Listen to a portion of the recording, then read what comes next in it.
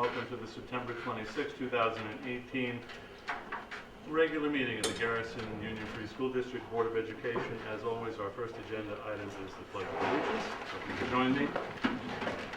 I pledge allegiance to the flag of the United States of America and to the republic for which it stands, one nation, under God, indivisible, with liberty and justice for all. Thank you. We have two guests with us tonight. Jason Schwartz from the Bernard Donegan firm, who's advised us at length on the financing of a prospective capital project that we've been discussing also at length for some time. Also Garrett Hamlin from the Tetra Tech firm, engineers and architects who have helped us scope this project. Their job tonight is to bring the board up to date on various financing and scope options available to it so that at our next meeting we may approve a resolution describing the scope of the project, how much we expect it will ultimately cost, and how we're going to finance it. What else should I say about that other than, well, Jason, why don't I, other than maybe just turn it over to Jason, because I know what he's going to cover and he'll do a fine job with it. Is there a clicker for the presentation, or just, I didn't think about that beforehand. We'll get that set up. Again, my name is Jason Schwartz. I'm with Bernard Donegan Incorporated. We're the district's financial consultants. So we've been asked to come here tonight, kind of give a recap. We've been here a couple times over the last year or two, giving some scenarios of what you could be looking at for a future project. Now you're really getting down to the nuts and bolts of it, so we're going to do a recap based on that. So you have in front of you a hard copy of our full financial report, which is 14 pages and appendices. So we want to give that to everybody so you have all the details behind everything that goes into this. But we'll leave that for, if you need something to help you fall asleep tonight, you can go through all our projections on interest rates and assessed valuations and all that detail. What we have for the actual presentation tonight is we've kind of summarized and boiled that down to just like the greatest hits out of there, just the real key information for you to see. So, give it a minute here. I can also just click the arrows if that's easier. There's not too many slides. I think you should do the arrows, Jason. We'll just do that, that's right. Once. So to start, just as a refresher for everybody, part of the timeline for why you've been looking at a December of 2018 vote all along is that you have, this chart right here shows what your existing local share of your capital debt is. And again, local share is really what's hitting your tax levy. So that's your debt service less the building aid you get back from the state. So when you build your budget each year and determine what your tax rate is and the levy you have to issue, this is a component of that. You can see coming up in 2021, you have a drop-off in that because your old debt is expiring and retiring. So there's an opportunity for a new project to come on with minimal impact to the taxpayers. You can kind of dovetail it so that the impact of the new one comes on and your budget stays relatively smooth. You don't get all kinds of spikes and dips that dramatically affect the tax rates. And that's also important in this day and age with the tax cap, because with the exclusions, your local share being excludable, that can do weird things to your cap where you might have a negative 6% if you've seen some of the districts across the state who've had that when they don't manage the situation. So there's an opportunity there, and there's also a need, which Gary will talk about a little bit later. But in terms of the mechanics of how it works getting into this opportunity, just real quick, we wanted to show this is what we call a maximum cost allowance. So the state sets a limit in terms of what they'll pay you aid on for construction incidentals.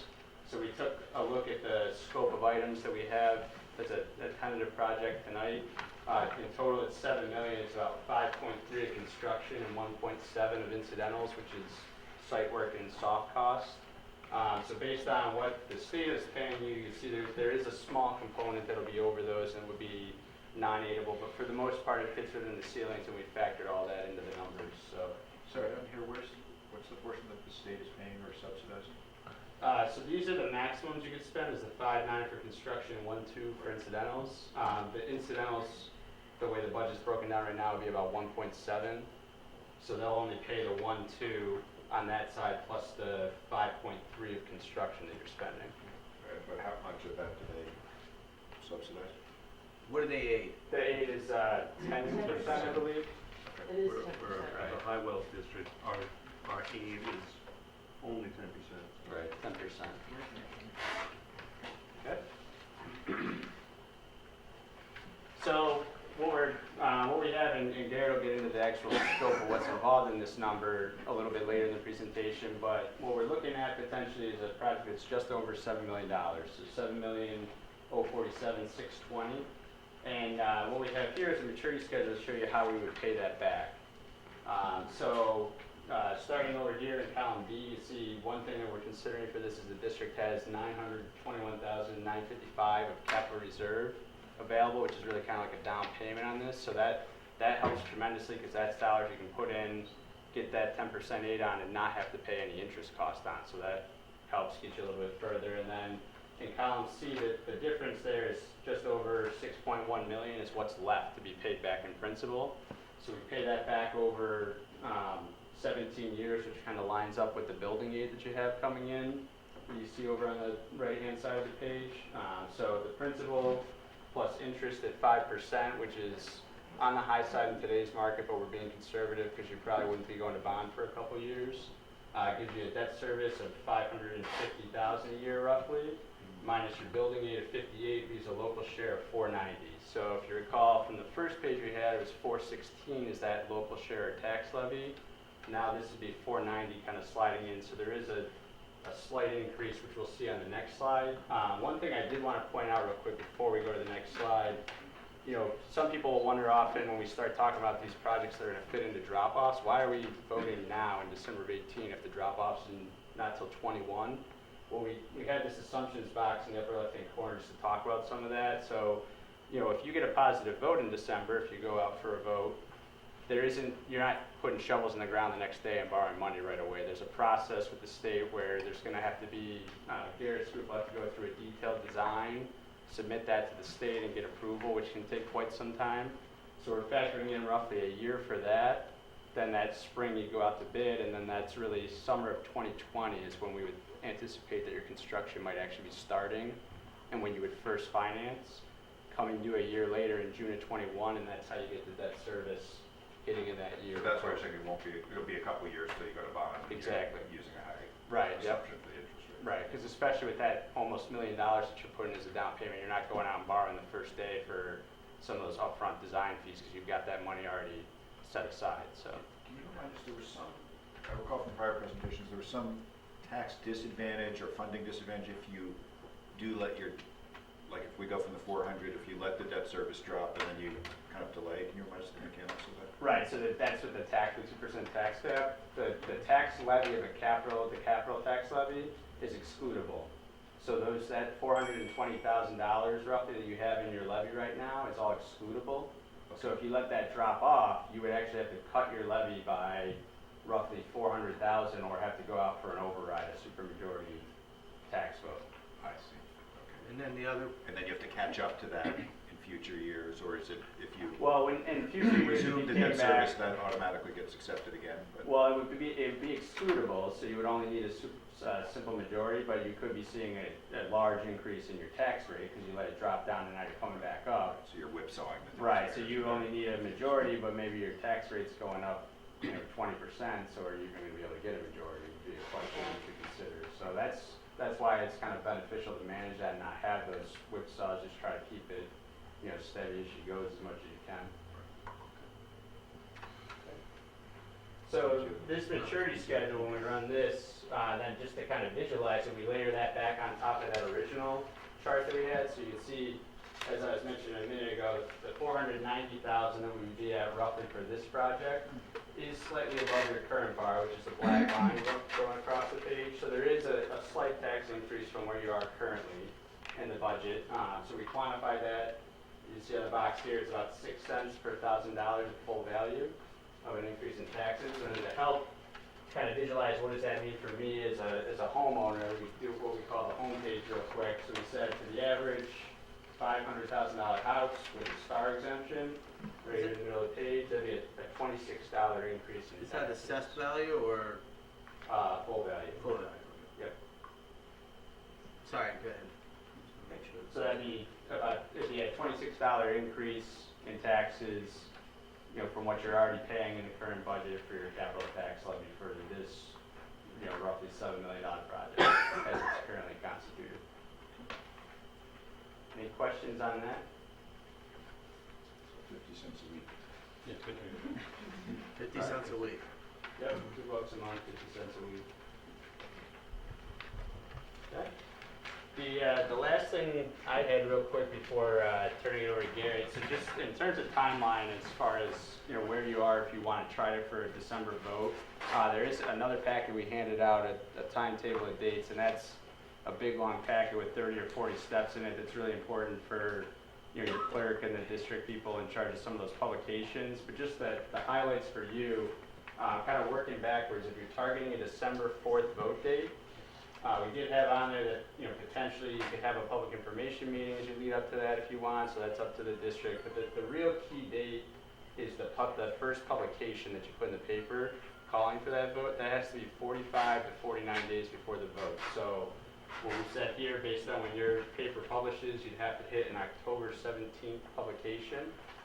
So originally when we ran this timetable, we thought it may be on the table for tonight that you were going to adopt that. It sounds like you're going to be considering it at the next board meeting, which should be fine because I believe that's October 10th. Right. So that still gets you in ahead of the publication deadline to get that 17th. Right. But if you go any further beyond October 10th, then you have to look at a new vote date because you wouldn't be able to meet those publication requirements. And if we were to move the vote date from December to 1 month later or 2 months later, what we effectively do is cut into the cushion you described we built into this for design, specking, and state education approval. Right now, there's a year built into the process. You move the vote back a month, you have 11 months to do all of that work. Right, so you either have 11 months or it still takes 12 months and you just push out further into the spring and maybe don't have as favorable a bid environment, or potentially if it even takes a little bit longer than the 12 months, you might even potentially lose the entire summer of 2020 construction season if it got to, you know, that far down the road. Impacting the summer construction. Right. Any questions on finances? I just wanted, so about a little over 900,000 of capital reserves being applied. So the loan or bond issue is a little over 6 million. Yep. And it's the 490 and changes in service of that $6 million debt. Correct, yeah, the So if you- 490 would be the debt service on the 6.1 million, so Got it. that's principal and interest. So if the project were $1 million more, it'd be 1/6 more on the payments, and if it were $1 million less, it'd be 1/6 less, not, Rough. because a million's Roughly, not being yeah. borrowed, right? Yeah, it could go up a little bit more than that, especially when you're going up, it could, because you start to pay more interest on the larger principal. So it's not exactly linear, but roughly, in rough terms, that's about right. But it's off of the 6 is my point, because we're paying Correct. $1 million down, Yep. basically, 900. Right. Got it. Thanks. Any other questions for Jake?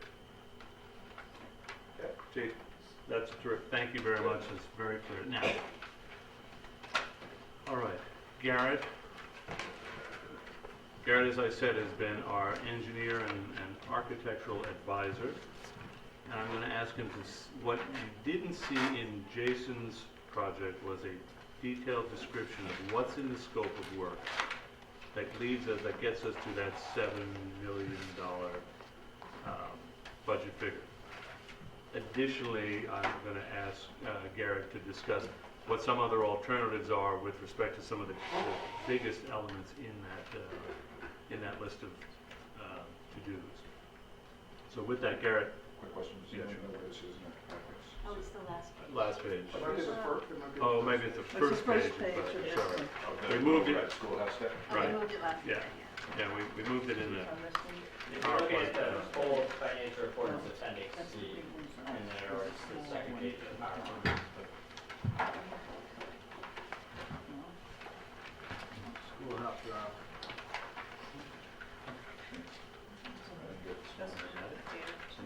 oh, I got it. Second to last page.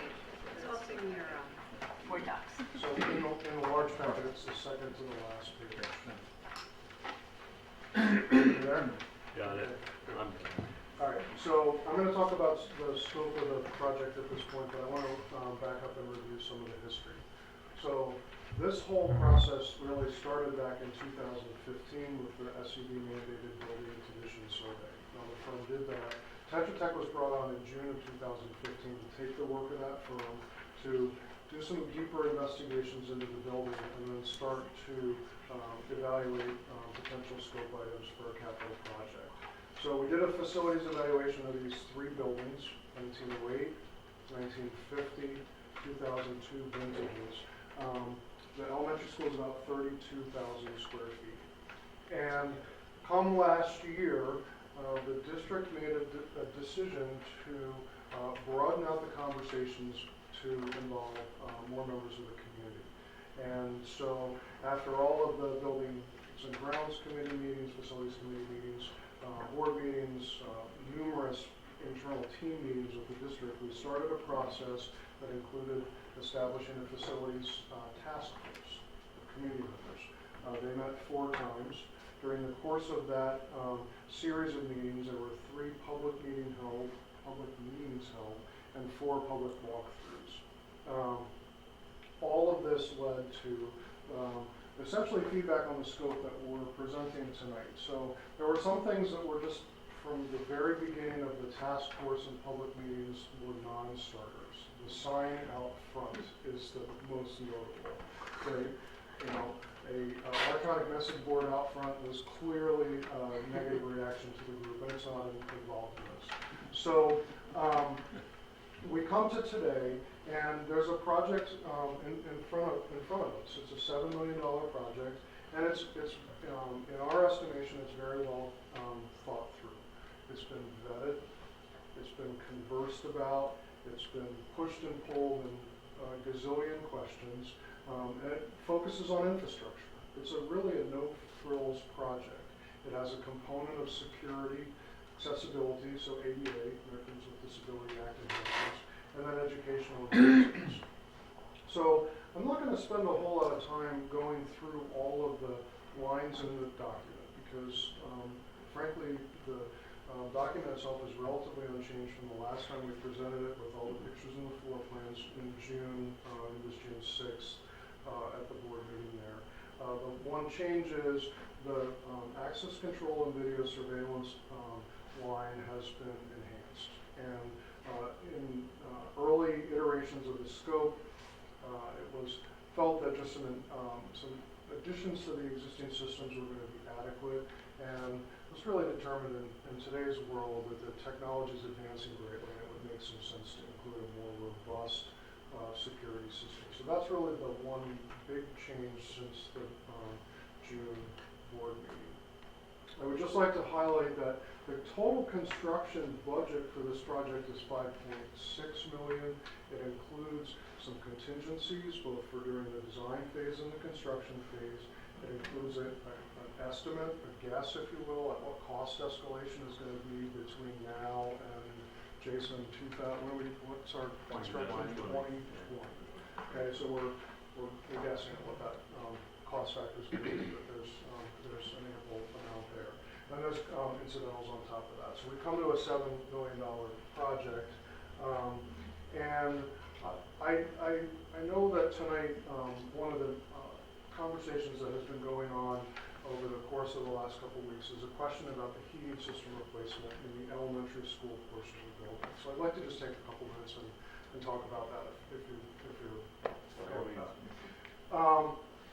First of all, the heating system over in the elementary school, which is about half of the building, just about, not including the middle school here, is aging. It's really past its useful life. So it's a steam-based system. Unit ventilators. I don't know if there are any unit ventilators in this room, but if you go into a classroom, there's a box on the wall that makes a lot of noise and sometimes generates heat. Sometimes it generates too much heat. And that's characteristic of steam systems. They run hot, they run cold, and they're hard to maintain. They're antiquated systems, and so actually guys that know how to run steam are becoming fewer and farther between. So as we evolve the scope of the process, and actually during the conversations with the facilities task force, the heating system replacement was not a top priority item, but through conversations conversations with the task force and looking at the sort of horizon for what you guys might be doing as capital projects in the future, it became very apparent that replacing the heating system needed to become a recommendation for this project. So it is a major portion of the budget. It's the single largest item in the budget. We looked at a lot of options for what to do with this heating system. So one of them was, we'll just leave it as steam and replace the unit ventilators, but the piping would stay the same. So then we looked at options of, well, maybe it's just a replacement of piping and it stays steam. We have steam boilers that are in pretty good shape. We decided that that was an option, but probably not the most viable option. Certainly most districts are not doing that. So we looked at two other systems. One is a hot water unit ventilator system, and the other is a geothermal heat pump system. We gave these both really fair consideration. The hot water system with unit ventilators would require conversion of the existing steam boilers to be hot water boilers. We evaluated that. That's a doable thing. And it would be a replacement of piping throughout the building, new unit ventilators in the classroom. We've done many of these kinds of conversions. What was the second here? No problem.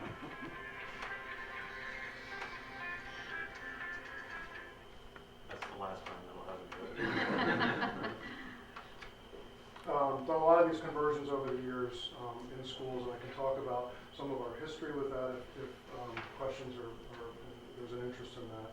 But these are energy efficient systems that both meet today's code, which is an increase in what you have from today's system, very important, but also would save energy as well. So they're better than code compliant based on the way we design them. We design them just to meet code, but we don't believe as professionals that's the right recommendation.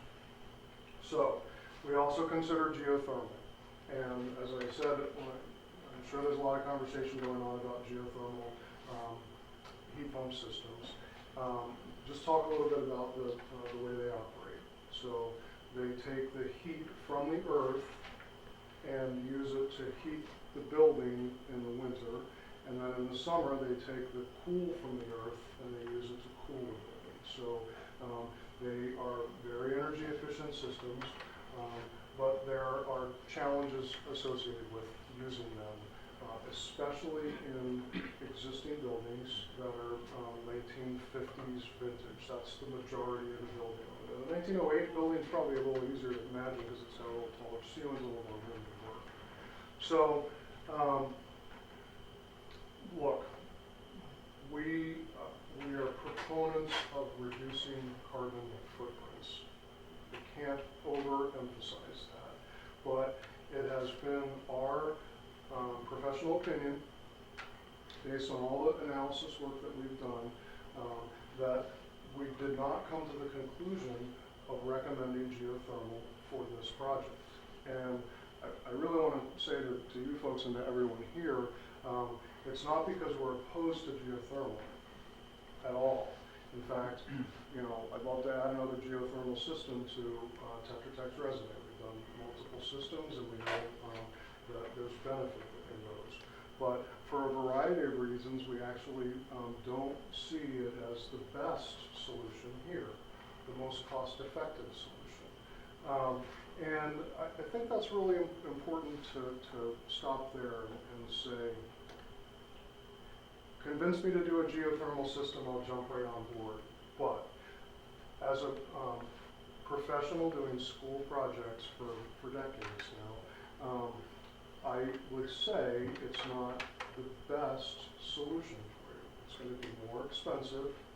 We'll talk a little bit about that. And while it's a more energy efficient system, it very likely will not have a payback that's going to be on a short order. And I know everybody wants to know, well, what's the payback? And it's very hard to actually calculate that. And if someone out there just gives you a number and says your payback's going to be this, it's going to be this much more energy efficient, it means they actually haven't done the homework in the building and the analysis work needed to come up with that calculation. So for a variety of reasons. I'm just gonna read Have we it. done that though? What's that? Have we or you rather done that? Like, do we have numbers for the upfront cost, the annual cost of each option? So we have numbers for the upfront cost, all right, so, We have a range. yep. You don't actually have the specific number though, right? Yeah, well, Based on our hang on. conversation. Yeah, we've done some work on it, David, actually, so I'm prepared to answer that question. So the heating system, that's the unit ventilator hot water system, 1.6 million. What we're estimating is, in addition to that 1.6 million, to go to a geothermal system, it's likely going to be on the order of $500,000 to $1 million extra on the project. And the question is, well, why? You know, what are these extra costs? Okay, and I'd start with the geothermal systems are electrical. They run on electricity. And so you have a certain size electric service in this building that is not of capacity to handle that. Big ticket items to replace an energy or an electric service in a building. You need a well field. There are a couple different kinds of systems out there. One's a ground source closed loop system. Take about 30 wells, that would be about $300,000 for that well system. There are other systems out there that are standing water column systems. They actually take water out of the earth, they transfer heat with it, and they put water back into the earth. You need less wells for that, but you still have a cost associated with that. Then the other costs that are attributed to this increase are related to what you have now is a unit ventilator system. So you've got a box on the wall that pulls air from the outside in, it heats it, and it puts it into the room. When you go to a geothermal system, you have to have duct work. So you got to put the heat pump somewhere, and then you got to duct the air somewhere else, usually ideally from a corridor into a classroom. In this situation, we may not be able to do that here. So you've got an extra cost for duct work, and then you've got extra costs for where you put these heat pumps and how they work. So that's it. So look, I get it. When I'm buying a car, I'm thinking about energy efficiency and thinking about miles per gallon. And it'd be nice if I could say, well, and you're going to save this much per year, and then you could just do a quick math calculation and say, well, it's going to pay back in 20 years, 5 years, 30 years, whatever it is. But unfortunately, it's not that easy because these systems are very customized. And you also have a very specific way you're running this system now. And so to be able to say you're going to save energy, dollars, but it's really energy, it's gallons of oil or kilowatts of electricity, you'd have to be able to calculate it against what you're using now and what you're going to be using in the future. And that's really hard to do. It's possible, but it would take time and effort and expense to do that. Just a couple directional questions. Sure. I get the exact estimate. You don't have a building that's combined an old school and a new thing and so forth, right? Mhm. But what's the steam heat cost to run today? Your utility bills, I have numbers from Sue Hutter. In electric and gas are about $100,000 in total. And I think the gas is, or the fuel, Sue dropped out on me. Nice. 30,000 for electric. Okay, 30,000 for electric, so it's about 60,000 for the fuel oil. 60,000. Okay. Yeah. So over 20 years, that's 1.2 million, leaving aside interest and stuff like that, right? Mhm. So then in other projects you've seen, what's the range, recognizing they're not perfect comps, right? But can you dimensionalize for us, like, the range you've seen, it's plus or minus X%, but you would say, if it's 60,000, you would expect the, whatever you call the new boiler system to be, 40 to 60 or 40 or, where we kind of directionally is it, Yep. it might be 5 to 10% cheaper, So- sometimes it's 50% cheaper, because frankly, it's probably got to be 100% cheaper to cover an extra $1 million in costs, which is unlikely to be the answer, right? I'd love to have a rule of thumb like that, and we don't. And I pushed my engineer very hard for that, and he was really adamant that you can't just say a rule of thumb, because it's not fair to a given situation. Because if I say something, you know, it's just a guess, really. So we can't say. Well, but if you took projects you've done that had a steam system and went to geothermal, or an old system and went to geothermal, what's the range they saved? Is it 5 to 10%? Is it 5 to 50%? Yeah, that's a really good question. We don't have the historic data actually for those projects. What I do have is actually data on the unit ventilator hot water system. We did a very careful analysis of an elementary school that was converted from steam to the hot water system that is actually very similar to what we're talking about here. And code minimum would drive for an energy increase. And so when we analyzed it, we saw a 30% decrease in energy use from before the conversion to after. So by rights, you could have gone up and said, look, we met the code, okay? So we saw about a 30% reduction. That's to the point that we talked about in the facilities committee today.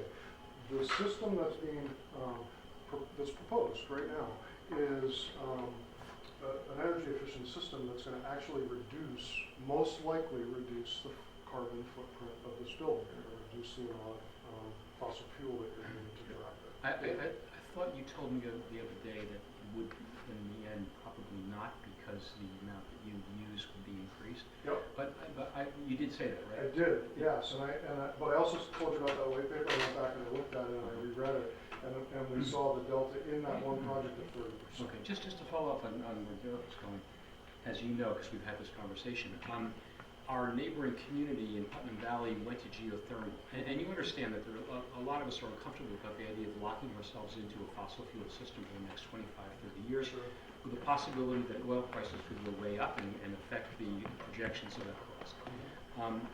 But I feel, and I don't know I'm not sure what the right thing to do is here, but I really want to talk to the people from Putnam Valley and hear what their process was. I mean, why did they choose to go with geothermal? And I'd also like to know what kind of savings they're getting now that they have a geothermal system, which could maybe help to shed some light on the industry. I mean, and I'm very reluctant to make a decision on this until we get direct information that we can follow up on and ask follow-up questions on with somebody from Putnam Valley.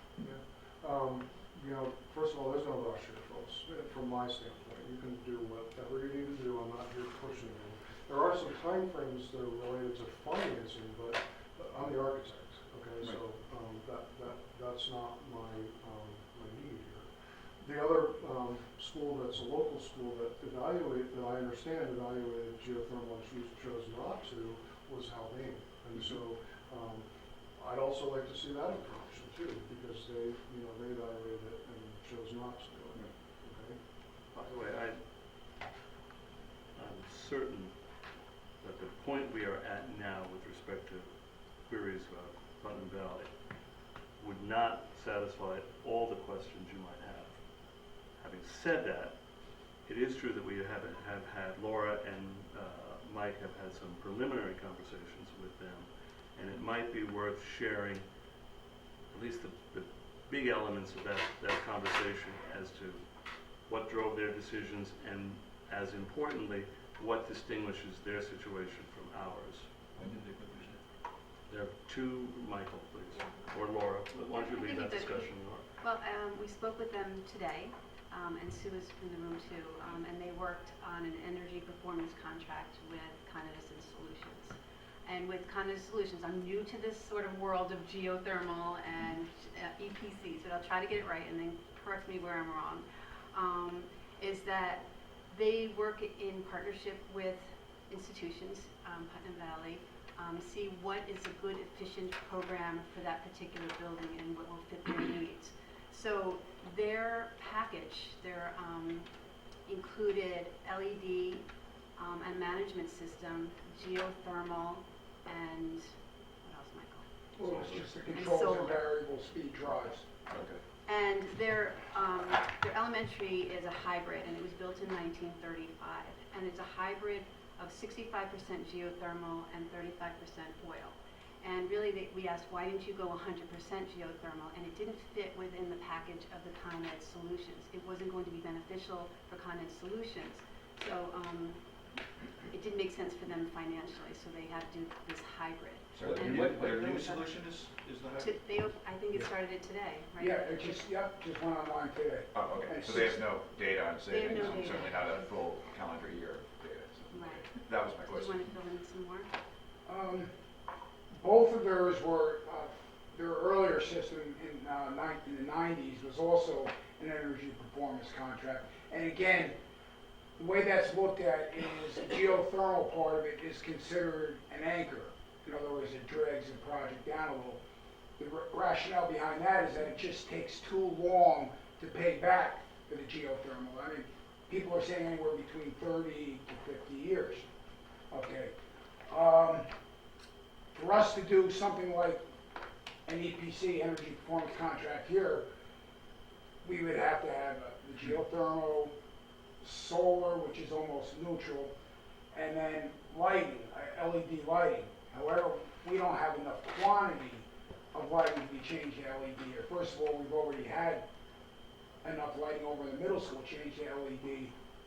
And even if we had everything enough from over there and the elementary turned to LED, we still wouldn't have enough to generate enough to make it affordable to run an energy performance contract. So Con Ed Solutions is looking at the scale of the project. It's actually a financial investment. To be paid back over 18 years. 18 years. So It's they not were- like Putnam Valley drove this as much as Putnam Valley drove the relationship with Con Ed, or Con Ed Solutions, Right. Con Ed Solutions. And Con Ed Solution wants them to do this because it helps them, their bottom line, some particular way. They make money on it. Right. Yeah. They make money. They make a profit on an EPC project, sure.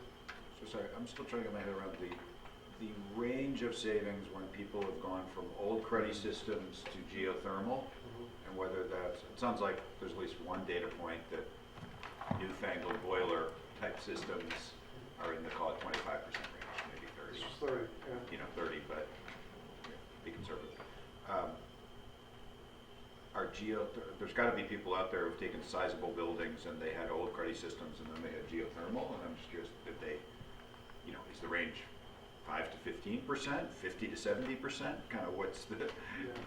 I mean, just to follow up on that point, it doesn't sound like an exotic research challenge to find buildings that are roughly comparable to this one to get the answer to the question that Derek is raising. I mean, I don't know how many geothermal buildings there are, school buildings there are in this country, but I'm sure that there are more than 10. And just to interrupt, Putnam Valley also has a middle school, high school that is pure geothermal, and I believe they did it about 20 years ago. So we've asked for some of that Okay. data. They couldn't provide it because they're having their facilities committee meeting this evening. So they said they will Okay. try to provide some information tomorrow. So that may be some kind of. Okay, but what I'm saying is that if somebody were a reporter for the New York Times and has to find out what the range of savings is when a school goes from the system we have now to geothermal, we don't have to depend just on the Putnam Valley experience. There's probably somebody in Laramie, Wyoming we want to talk to, or maybe in New Hampshire, I don't know, whatever. But it's not a difficult research project. It's maybe some time consuming. But the answer to the question that Derek is raising is knowable. I mean, and there's a big difference between a 5% savings and a 50% savings or whatever. We don't know what it is. I don't know what it is. One thing to add that's important that we spoke about today in the Facilities Committee is that we have to run cooling all summer. Right. So there's an electricity cost. Even if we have limited staff here, we will be running AC all summer. So that's important for everybody to know. I think, Garrett, without putting words in anybody's mouth, but to address David's question, which is entirely understandable, there are more than 10 schools, maybe even more than 10 like us, who have done this kind of conversion. So what's knowable is what their experience, as I understand it from our discussions, what's knowable is what their experience has been. However, It is by no means clear that you can transfer their experiences to our situation because, as Garrett has pointed out on numerous occasions, each of these situations, each application is highly customized and it presents their own unique set of circumstances. So while that research can be done, I'm not sure that the data that we would generate is sufficiently applicable to be dispositive of this question. It might or might not be. It might or might not be, exactly. But so, right. And I just want to know the range, That's- which is, like, Yeah, if I others get- save between, I'm making up, 10 and 20%, it's unlikely we'll save 50 if 50 is needed to get to break even. Right. We could hope so, but, or vice versa, right? If others save, 30 to 70, we're probably not going to be 10. We might. That's also contingent on what happens to oil prices, which we can't say for certain. We can't also assume that they'll stay where they are right now. And just to add on to the level of unknowables, there's also the cost of electricity down the line, which, means different things. So there's a couple things that, there's the couple things that we want to know that would help us, and that is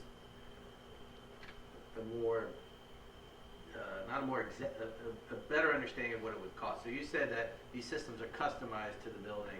The cost of construction and installation and maintenance and usage is one variable, right? It's one way that they're not synonymous with other buildings, because this building is particular. We were talking about hallway construction, or you can't put it in the hallway, so you got to put the heat pump in the classroom, so then you have to build a soundproof kind of place to put it, right? Well, yeah, it's gonna be a We're noise doing noise. generator in the classroom. A lot of noise here. Yeah.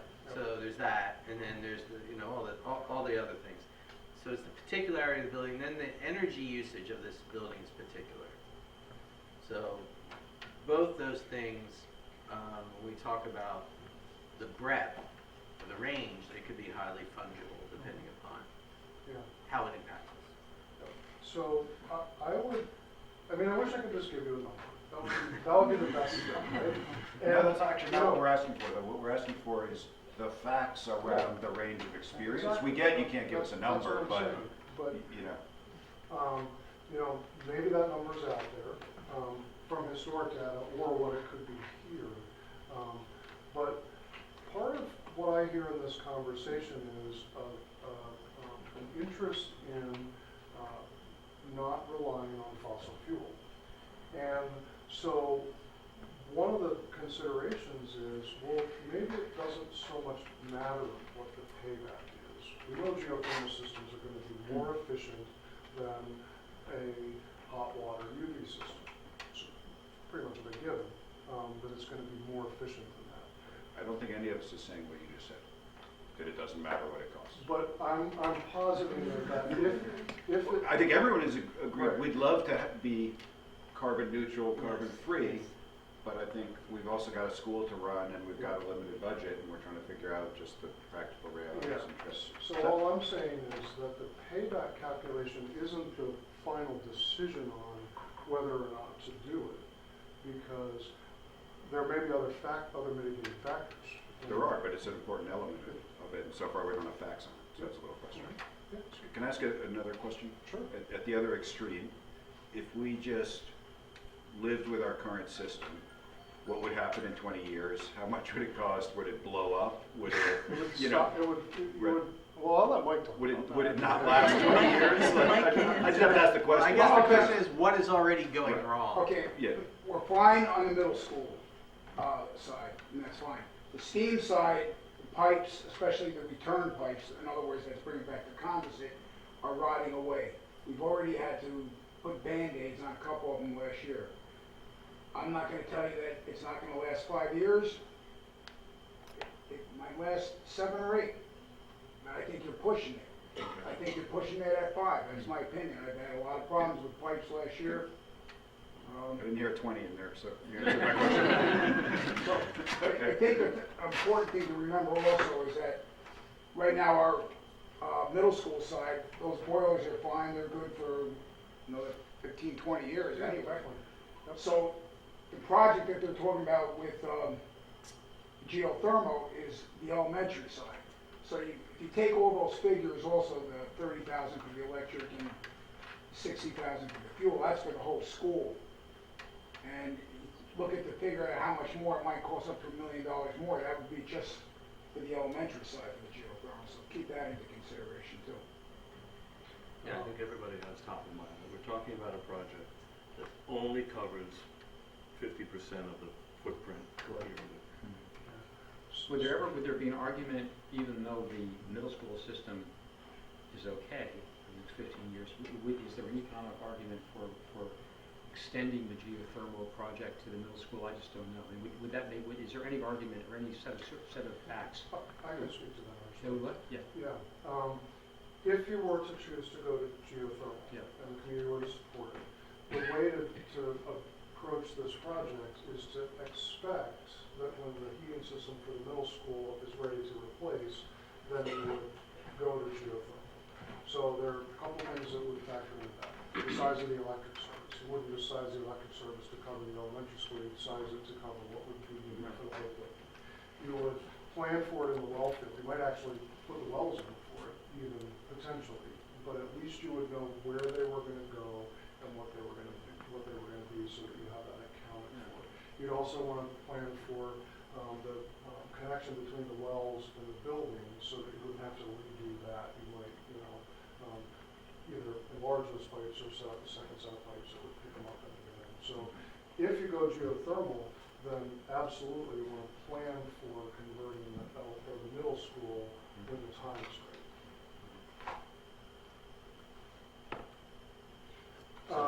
We interrupted you somewhere. That's okay. Just a couple of other quick factors. One thing that hasn't happened in this process is a test well being drilled to understand the geology of what's here on the site and to know what kind of system would make the most sense. Whether it's a standing water column system, whether it's a ground source closed loop system. That would be if we had wave a magic wand, that information would be very helpful, because it would do a couple things. It would know what kind of well field makes the most sense, which would also know about how the costs would play themselves out, but it could also help to understand the efficiency of the system, because if we have a lot of wells in there, that's more expensive, and the payback is long. Just a couple of other quick sort of thoughts. New York State school construction is a very challenging place to do construction. It's a hard business. You have low bid contractors, so the lowest responsible contractor wins the job.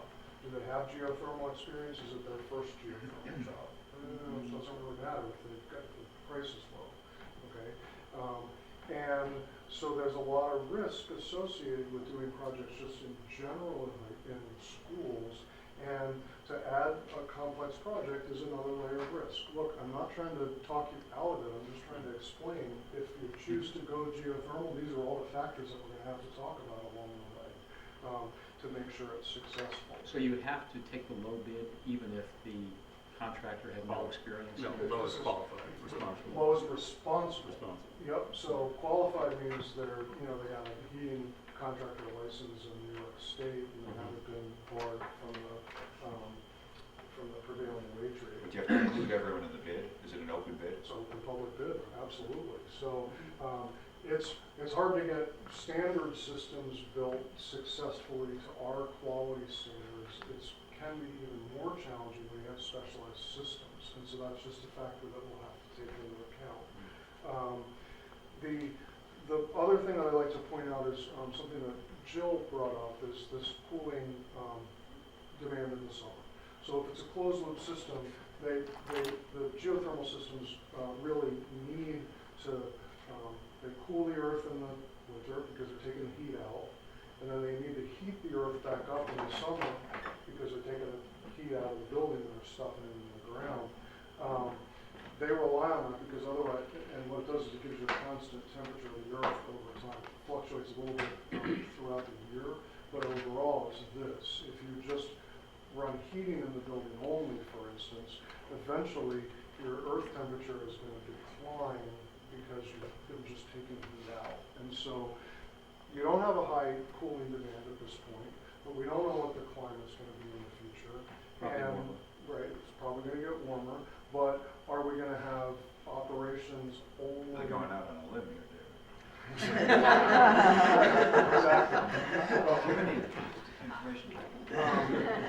But you don't run energy during the summer, significant energy during the summer through the building. So if you do, then you're gonna start to spend energy. Even though it's really efficient energy that you're using, you're gonna be spending energy that you're not spending now. So that's part of the challenge of the payback question.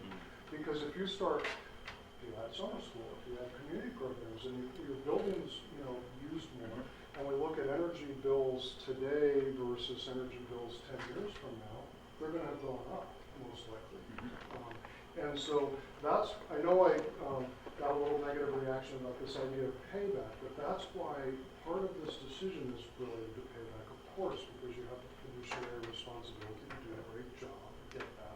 But part of it also is, what's the increased cost going to be if you don't get much of a payback because you've changed programs along the way? And that's potentially a reality in this situation. There's at least one data point out there, which is a 300,000 square foot school in Texas. This is dated, it's from 2002.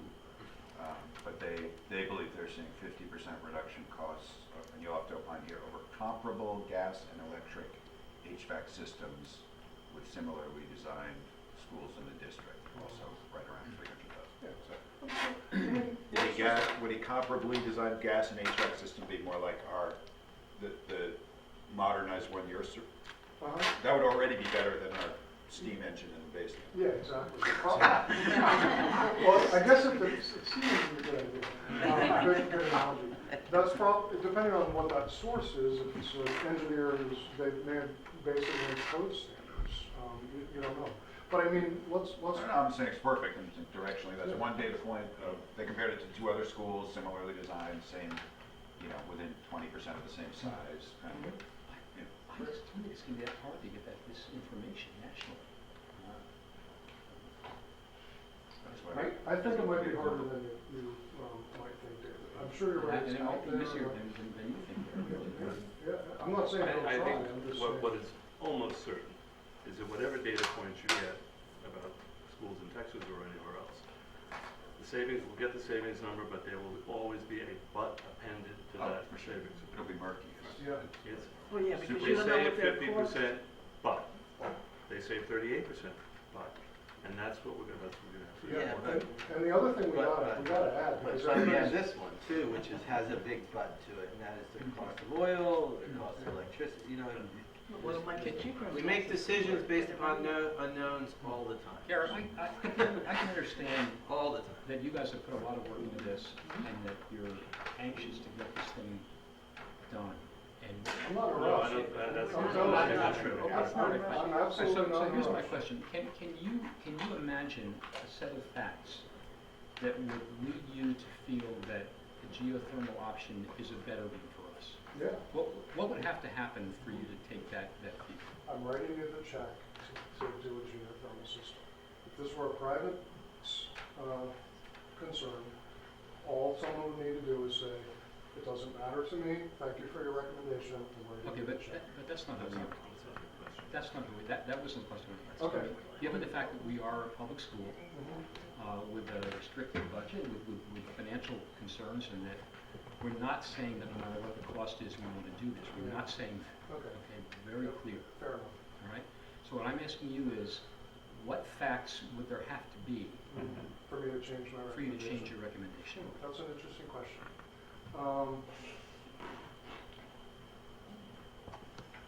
I think a careful, couple things. A well drill, okay? We need to know the geology of what's up there to know for sure. A full energy analysis of the building and a comparison of that. That would allow us to say, it would allow us to at least have the information to analyze it and say, here's what we think the payback might be. So if the payback were more than you suspect it is, Faster, yeah.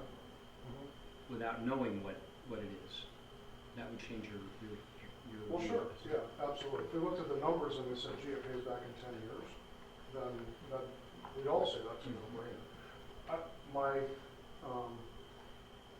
Our opinion, I think is really the best way to say it, is it's not going to do that. But we could be wrong, and I'm open to that. And I would be okay with, I'd be more confident in your opinion if you were able to present us with more facts about this. Yeah. I'll go on a limb, so there's no way it's coming back in 20 years. Right? So let's just say $60,000 a year, right? Well, it's really 30,000. Oil is 60. Oil is 60. Right, Sue? Oil's about 60? Yeah. With average. Yeah. Oil, well, wait. Oh, so 60 for the elementary school, that's for the Oh, whole yeah, school. good point. Right. that's So cool. oil is, if the footprint is half, 30. so it's 30. Wait, so what was the 60? 60 was is the whole- oil the whole consumption for building. the whole building. Middle school and Oh, and the elementary. geothermal will apply to. Only The whole applies to building. half. Okay, so 30. 30. Okay, let's assume there's 30% savings with your recommendation, let's say, so that's 10,000, we're left with 20. Let's assume we save 50% with geothermal, we're saving $10,000 a year over 20 years is $200,000 against a $500,000 to $1 million cost. There's no- Right. By the way, here's another data point from 1998, Department of Energy, Washington, D.C. Studied a bunch of different schools, average from Nebraska, Lincoln Nebraska Public Schools Project, average of 5 schools with conventional HVAC systems, looks like about 72 cents or dollars or something per square foot. Average of 4 with geothermal, about 42, so call it 30%.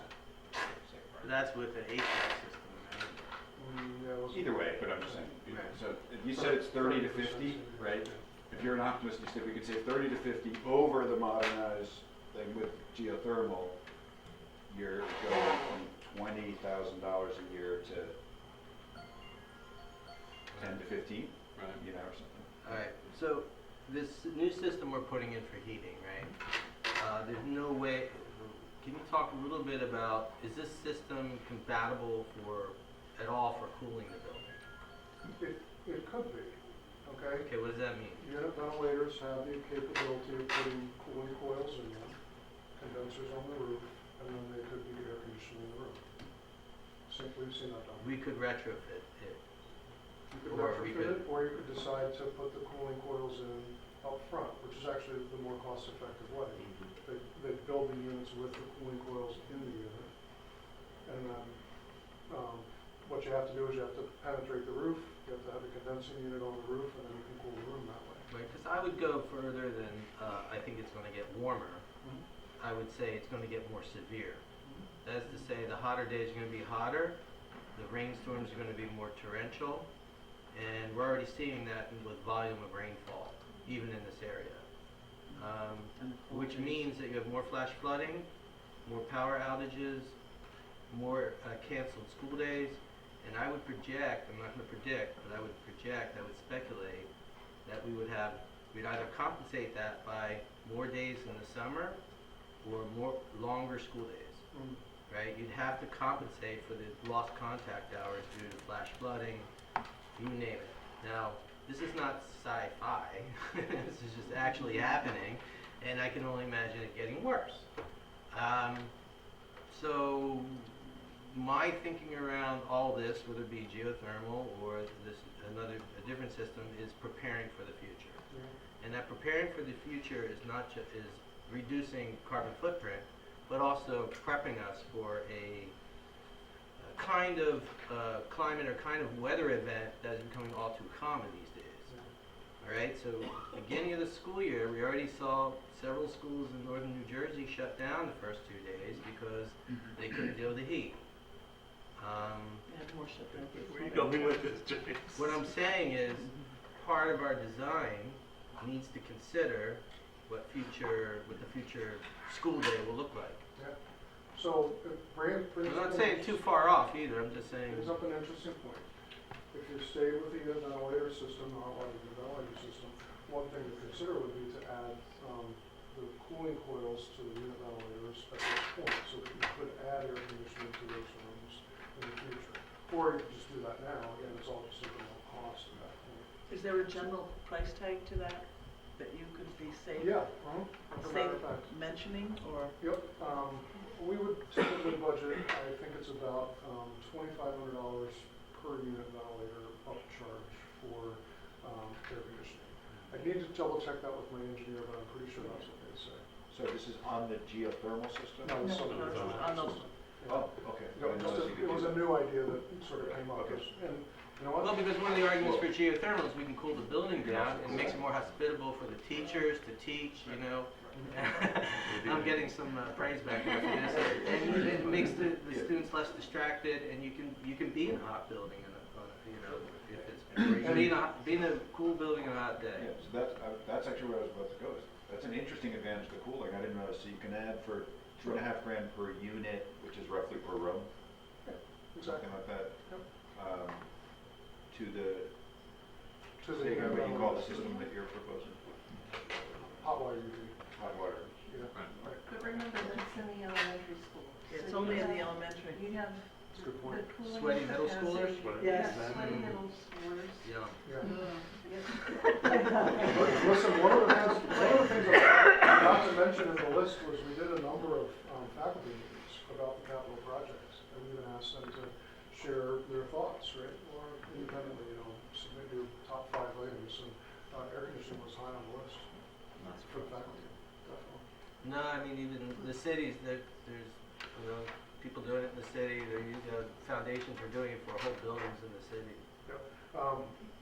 I know we've spent a lot of time on this. There's one other thing that is important to say. The systems are more complex to run, okay? They're beautiful. Look, I have a mechanical engineering degree from RPI. I love this stuff, okay? And so the theory behind this is amazing. It's exactly, The theory behind geothermal. behind geothermal, okay? But they are more complex systems, and they're unique. So just like people don't know how to run, a lot of people don't know how to run steam systems, very few people know how to run geothermal systems. So Mike there's- does. What's that? Mike does. Yeah, Mike, well, but he's gonna need some Captain training. And Captain let Geo. me tell you, this is very real, okay? To all the pieces associated with it, even though they're beautiful and kind of simple, they're very complex and they operate differently. The other thing too is if you move to the standing water column, where they're actually exchanging the water with the earth, they're even more complex because now you're bringing water into your building and sending it back out, and you have a whole host of other issues associated with running the system. Trust me, I know I'm getting a quizzical look from you, but it's not a simple thing because water chemistry changes, because the temperature of the water can change over time, and those kinds of things. You have to. It's like I don't have a good analogy, but it's just not a simple plug it in and let it go kind of thing. So you got to see that there's both a cost to that, because you might have to pay more to get a guy that has enough expertise to run the system. You're going to have to train them, make sure they stay trained, because if they just think it's plug and play, it's going to be a disaster. Are you saying innovation requires flexibility and complexity? And growth. Well, Garrett, I have a spatial question about the Good. heat pumps that Yeah. would have to be in each classroom. Yep. How large are they? What footprint would they take up in a classroom? You know, Joe, I'm not sure. I can get those answers to you, but I don't know what they are. They definitely aren't going to fit in the footprint of the unit ventilator, and they're probably going to be taller. But they're going to be floor mounted. And I did check with my engineer just this morning because I wanted to make sure I was saying the right thing. They're noisier than unit ventilators, and that is a concern. is the geothermal. The geothermal heat The pumps heat in the pumps, classroom would potentially be noisy. And that's an issue that goes to the difficulty of retrofitting an old building versus doing this in new construction. Yeah, As I think I heard you say, our corridors are simply not, too short. They're That's too the issue. short So to- I'd rather put the heat pumps in the ceiling of the corridor where it's noisy out if we there were building and new. you're ducked into the room. It would help if this whole these buildings were all built in the same time, and you'd have the same style of construction to a certain extent. Not quite, because the 1950s building, which is the majority of what we're dealing with, that really was all built at the same time. But it was built low and sleek, basically. They didn't want to spend for more walls and more steel, so it's as low as it's gonna get. We also control heat too, right? True. Yeah. It's easier to heat in low ceilings. Yeah.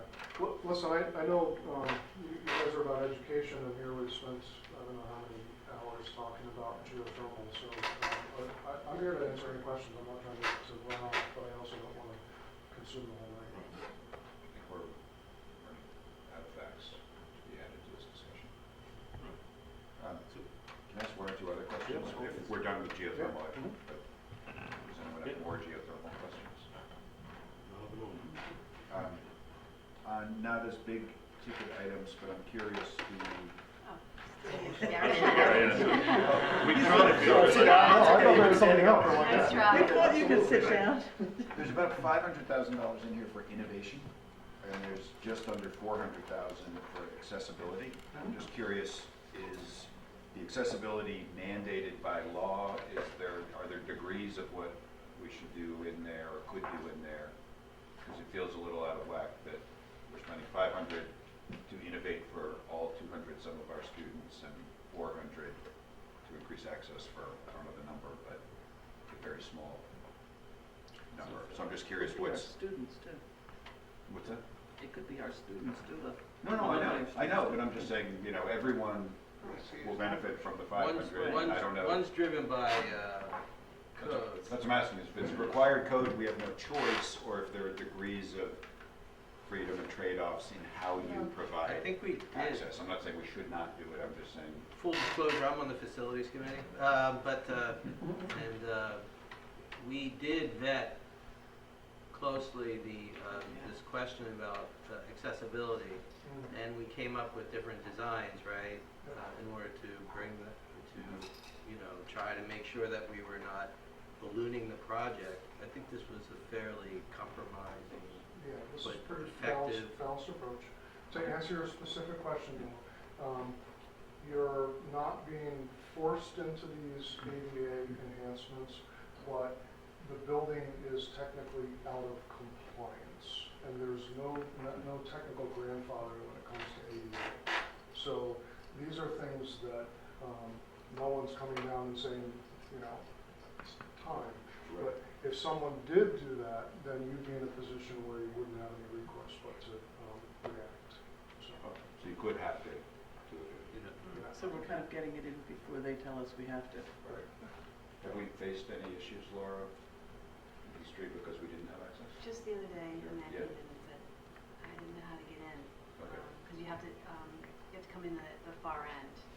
And it's Yeah, locked. it's like way up. Yeah, so we went up the steps, but he really struggles.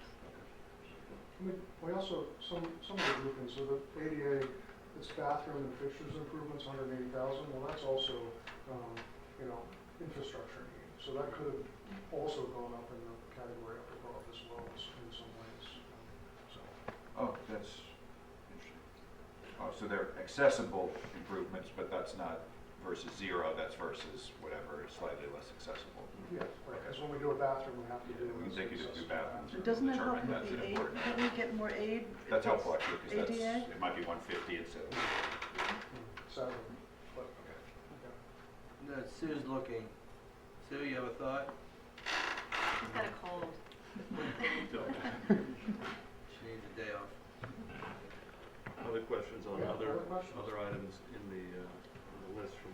The only other question I have is just under $1 million for upgrade finishes, just for anyone who was on the facility. What were the trade-offs in that, or what? I can help. 21? It's all the flooring. I'm just looking at the big thing, it's $1 million for upgrade finishes, which I'm sure there's a lot in there, I just wanted to get that. Well, that was That's the floor, interesting. that's the floors. and That's the the one that has a very specific number and everything else has a very round number. I'm curious with the $3. The 963, 493. Yeah. That related to the ceiling replacement. It was a math formula that went from square foot times $7 a square foot to 141,743. So it's no more accurate, it's just. Exactly. False precision there. Yeah. That's exactly right. Ceiling replacements, floors, wall finishes. There's a lot of cracked tile. Yeah. Abate. All the stuff that looks. We have also some abatement we have to do. So what abatement? varieties of abatement. Most of them floor tops. Floor top, hard. Yep. Hard. All right, other questions for Garrett on any of these other line items? And I have a question for all of you. What do we want to do with this? Because we can push this question back, the geothermal question. We can study it more, because I think where David would like to go, probably Derek as well. And we can take No, actually, I'm done, because Oh, you're good. on the math, if we save 50%, I'm convinced there's no economic argument for it. Under any assumption you could make, even 100% savings, so that I think there's a worthwhile discussion if it's a $500,000 to $1 million investment because we believe it's important, because we want to make it an educational showcase so the kids can learn about geothermal energy, but I think there's probably not it's like hybrid cars in the early days. You did the math, it didn't make sense over gas, so I don't actually need any more data. I think it's very reasonable if we want to have a discussion around the philosophical and soft value of it, which is Fair enough. real. Yeah, the carbon footprint issue. I wouldn't.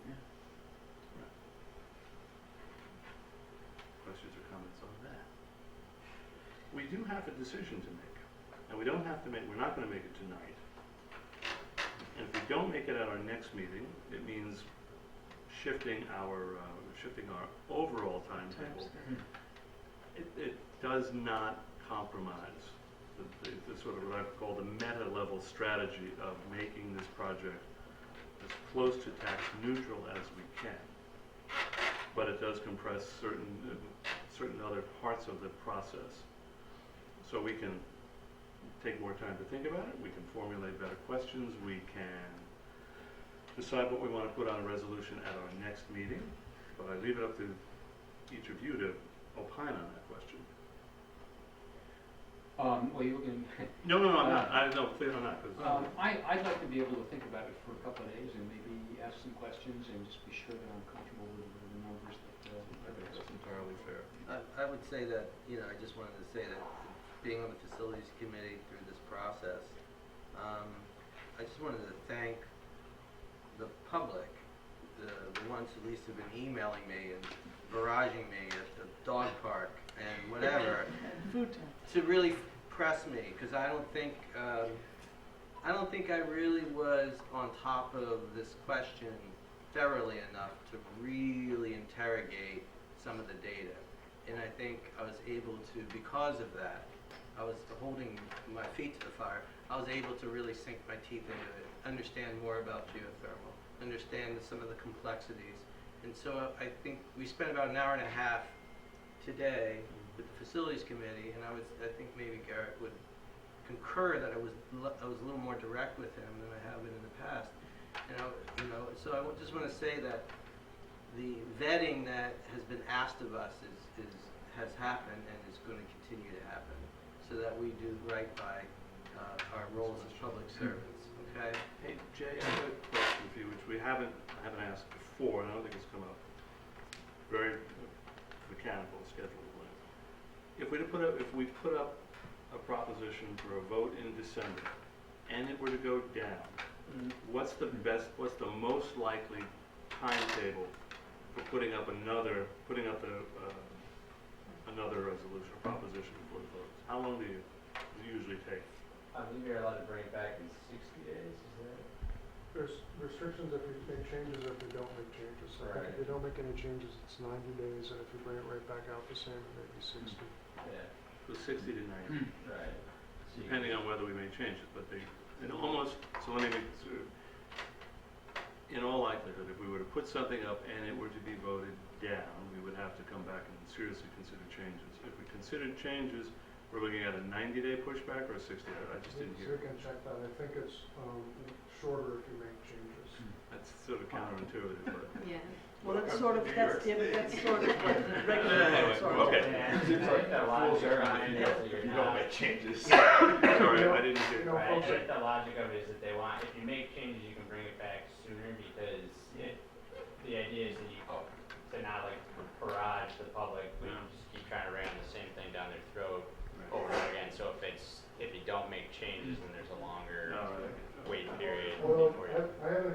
personally, because we're not in that situation very often, so Right. I'll have to check that. I might have it backwards. just so Okay, you know. that's fine, I'm just, which leads me to just, I just have one more thing. Yeah, sure.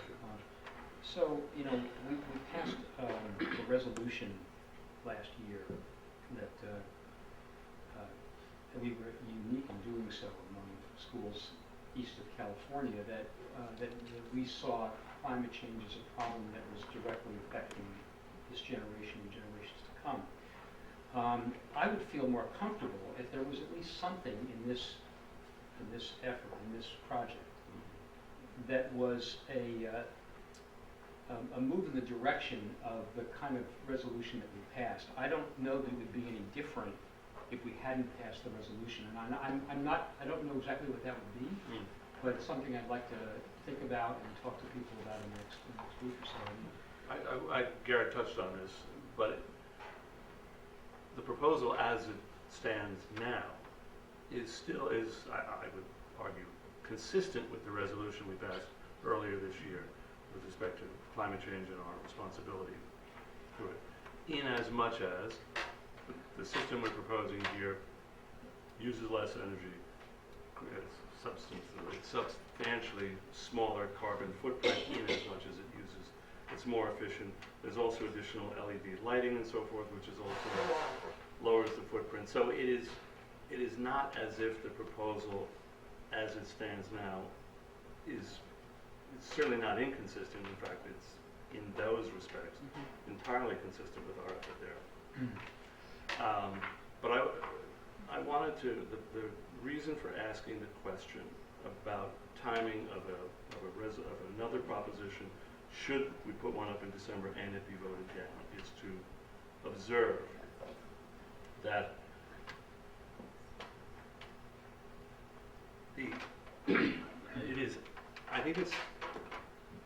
I find it hard to be optimistic about a proposal, basically two proposals before other voters in the Garrison School District, the delta of which is $1 million or so tied to a geothermal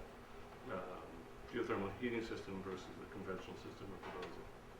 That we would get a slam dunk voter approval. I recall the experience this district had the last time we put a capital project in front of the voters and to finance the construction of the middle school. It was a long, hard, bitterly fought debate that resulted in the first proposition being voted down, and if I'm not mistaken, also litigation again directed against the board. Yes. So, and I'm not predicting that something like that would happen, but it is worth noting that we cannot be altogether sanguine about our chances, in as much as the non-parent eligible voters in the Garrison School District outnumber parent voters by roughly 3.5 to 1. And the rule of thumb, or the experience in most districts, is once voters don't have kids in the school, they are less likely to vote in favor of capital projects like this one or any other one. And to hang geothermal with $1 million delta as between the initial proposal and the geothermal proposal would make that even more difficult. Now, that's not to argue against doing it. It is to just observe that we need to be realistic about what we can expect from the voters in this community. Point taken. Has this now gone to $1 million delta? Is that what I thought?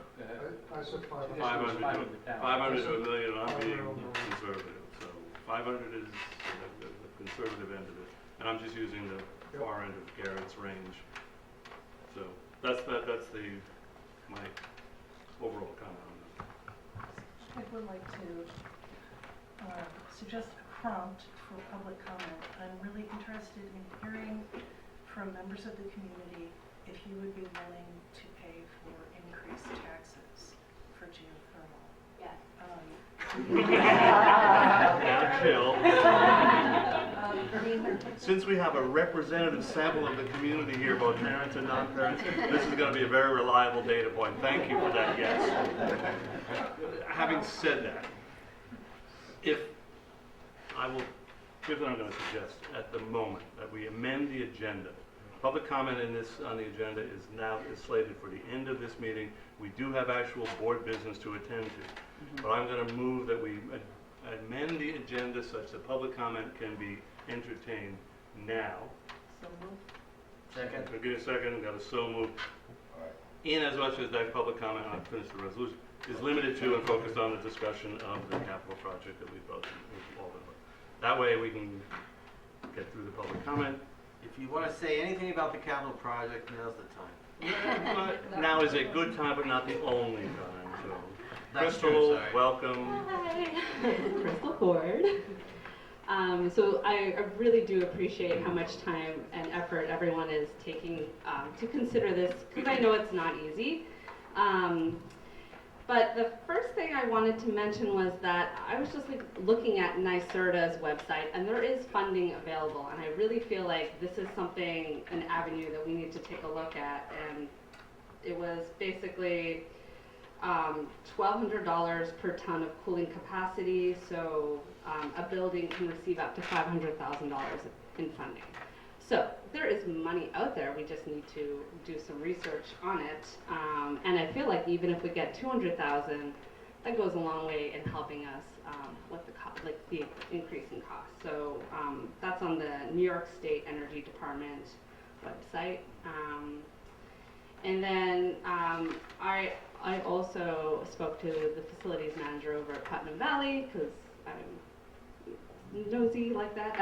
Anyways, the geothermal that they installed this summer in the elementary, they also had lots of problems with doing all of the ductwork. It was a crazy, old building. I think it was 1930s. So yeah, they had problems putting in the ductwork, but they did it.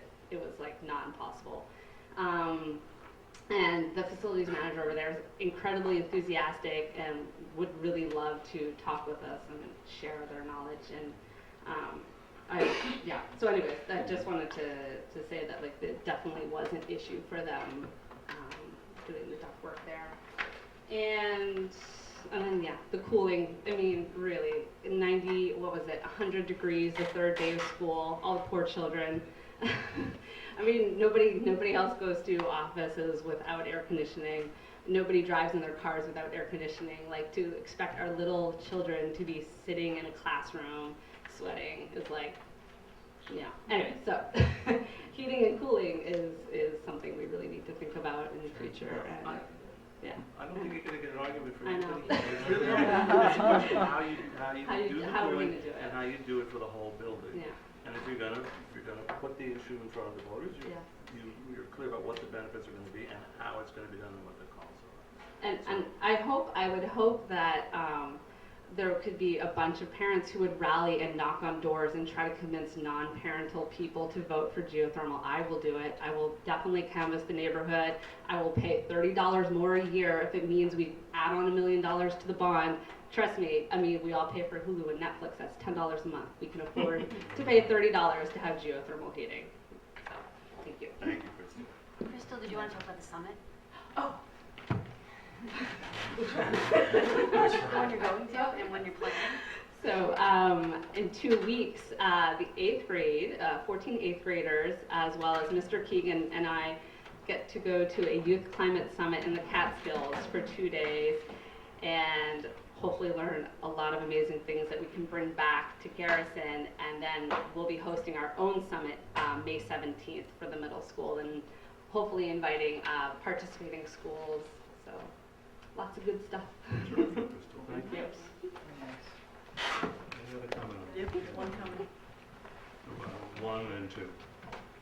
So- No, one. You're not. I'm very new to the community. We moved last year. Mom of Max and Miles, twin 6-year-old boy. And your name? Madeline Julian. So I'm also an architect, licensed, New York, LEED certified. I manage buildings. So now I work for a large institution, Memorial Sloan Kettering. Last year we built a building, a new lab building for them. Now I'm working with Mount Sinai. I'm the director of design and construction there. So we do this. I'm usually on the other side of the table, so I totally know how you feel right now.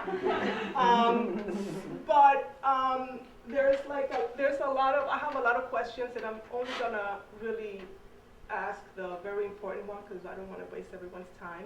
One, is this cost the $7 million project includes soft cost architectural fees. Is that what the incidental Yes. is? Mhm. And that's only 25%. Only 25%. Okay, Can we and- quote you on that? No, it's fine. No, it's no, that's not bad. And then for escalation, so if we push the project and the decision forward, escalation is going to keep increasing, which means that if we don't award these trades earlier, we're gonna get less for the $77 million. That's just a given, right? Yeah. And then, I'm sorry to say, but we would never make a decision based on the information that you gave us right now. With every basis of design, we call it the BOD, we always ask our engineers, architects to present an ROI, return on investment, look at different systems, and then we make an educated decision for that specific project, that specific budget, that specific situation. And everyone is doing at a minimum, silver lead, which is the code minimum. So what you presented today is code minimum. And this is the only time that we're gonna have to do this project. So it's like put a lipstick on a pig and we're never gonna be able to do it again. So I would recommend to really look into the geothermal and other site generating, energy generating. There's cogen, there's an in-between. So right now we're in both extreme. The code compliant hot water system and the geothermal system. It'll be great if we can do geothermal. If we can't, while the decision is being made, we should look at items like cogen or some other things that make sense for this specific. What are those for the less educated among us? Yeah, what's cogen? So cogen is when you generate electricity on site, and then and I'm an architect, so I'm not an engineer.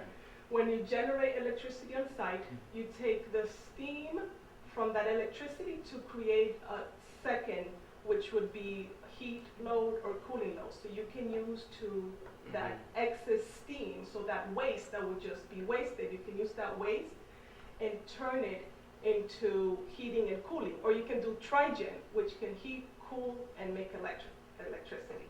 So right now, I focus on hospitals, not on schools, but I did look up a couple of schools that are really thinking about the environment.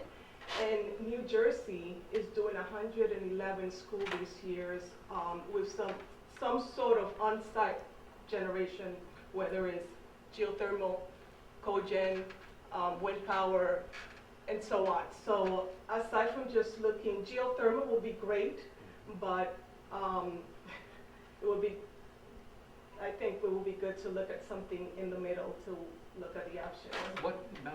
What kind of information would you like us to have that we don't have, and how quickly could we get that information?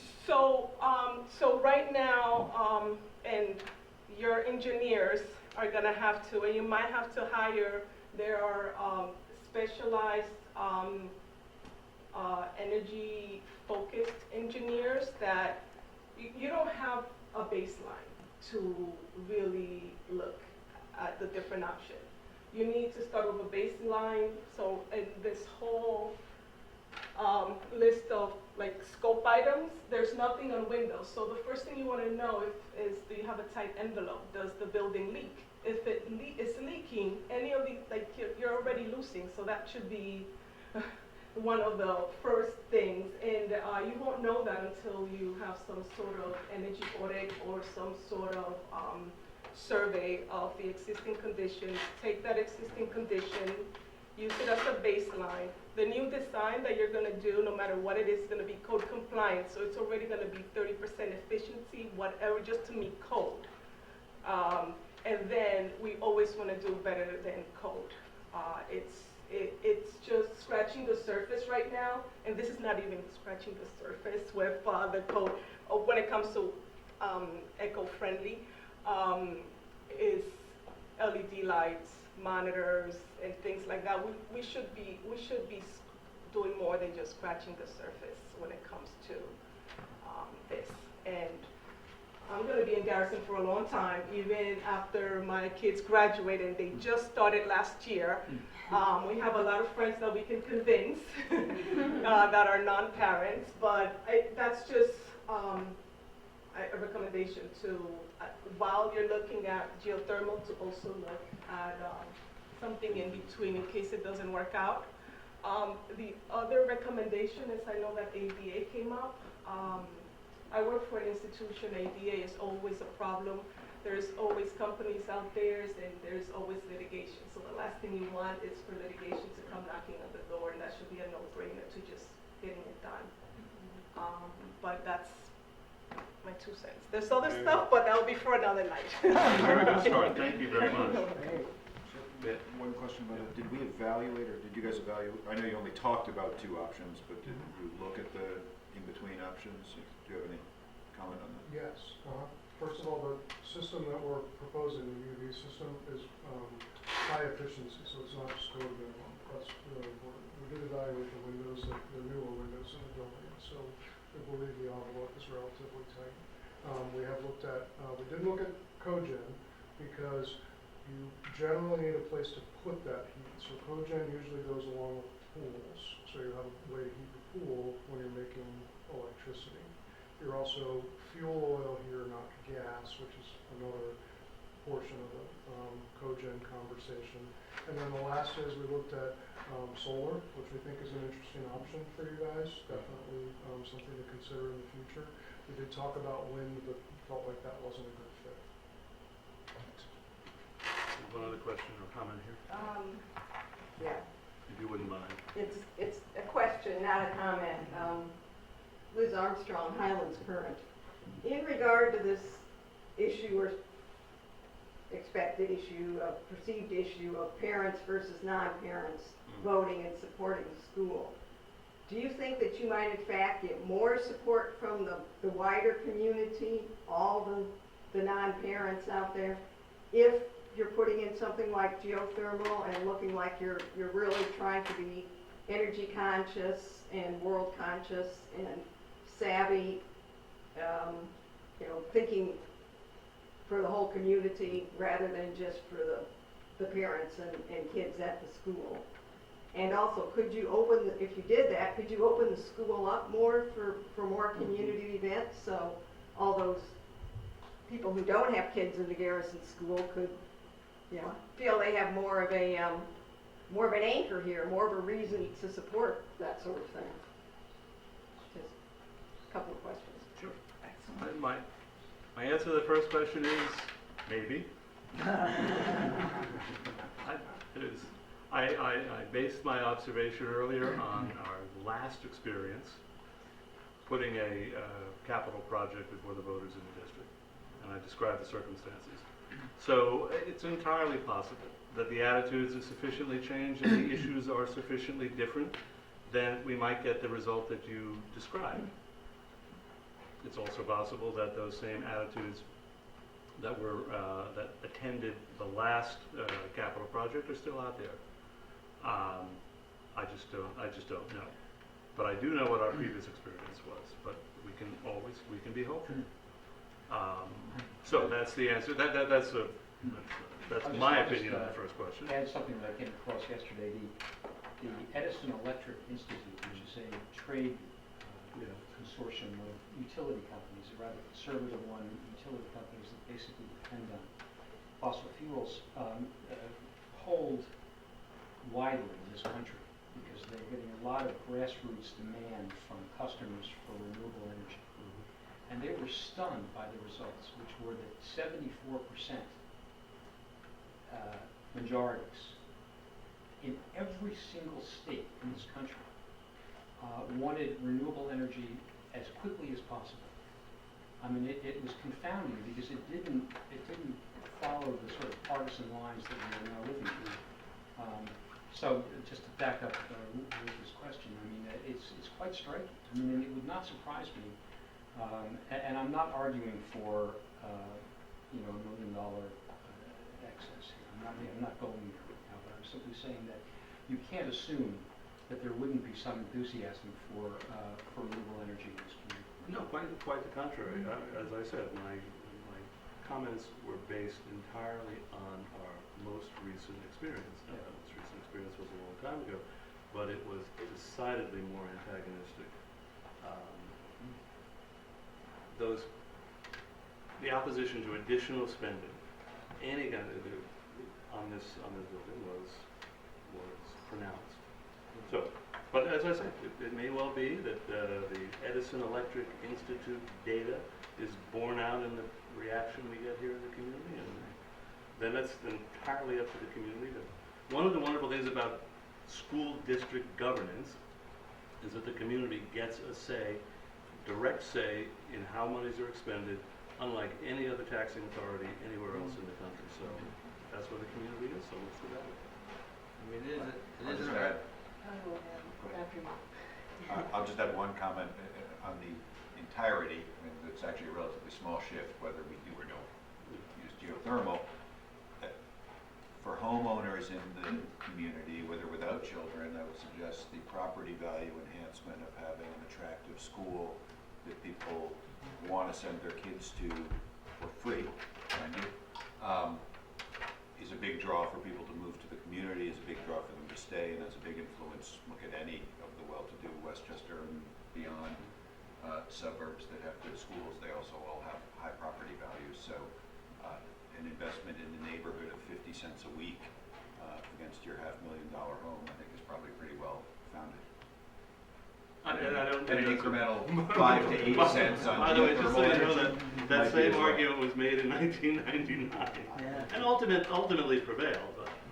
So, other questions or comments? I just have a short one. Yeah, by all means, Trish. Tricia Mulligan, my name.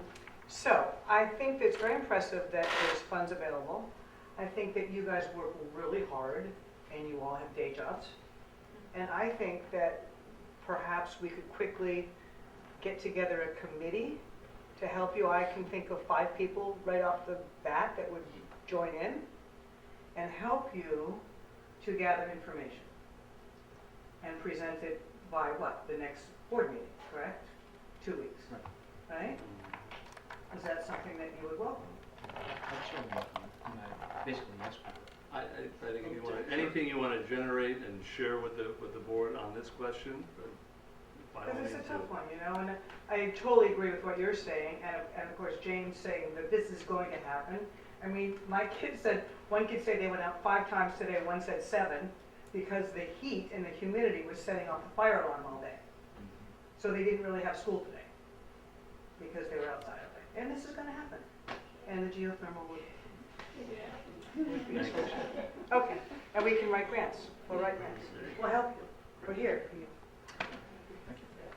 Any other comments? Jill had a comment. Jill, oh, I'm sorry, Julie, I yes. want to speak to Liz's question.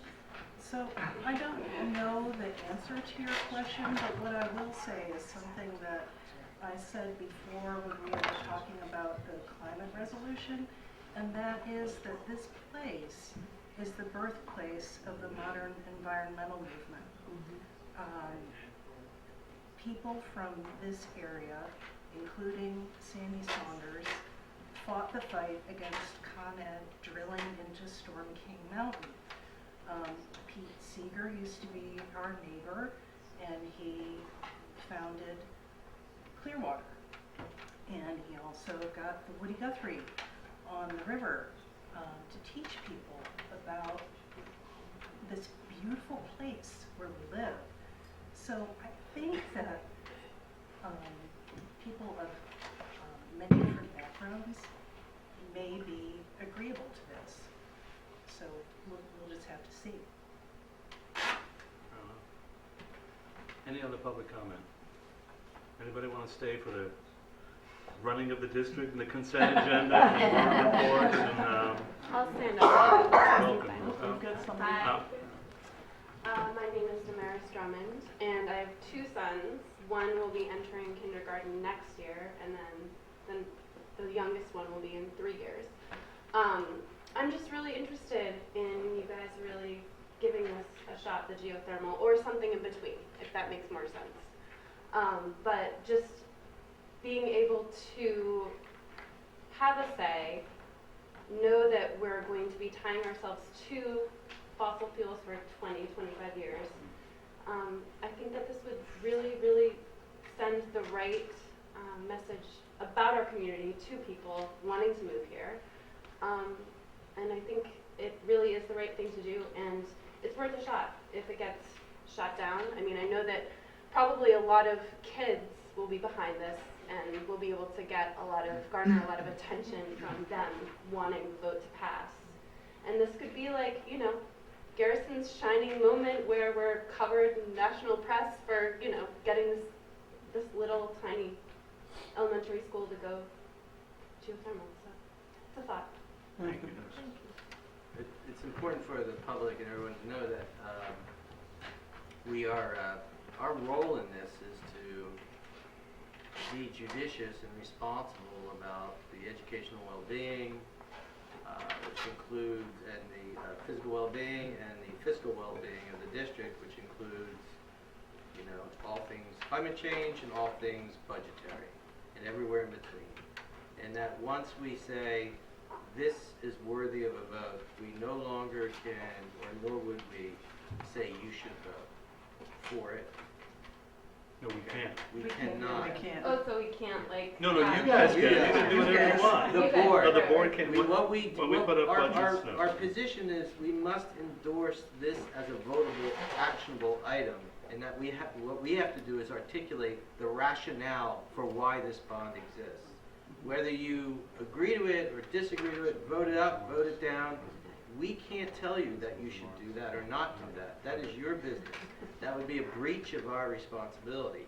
What we're responsible to do is to articulate to you, the public, why this is worth voting on.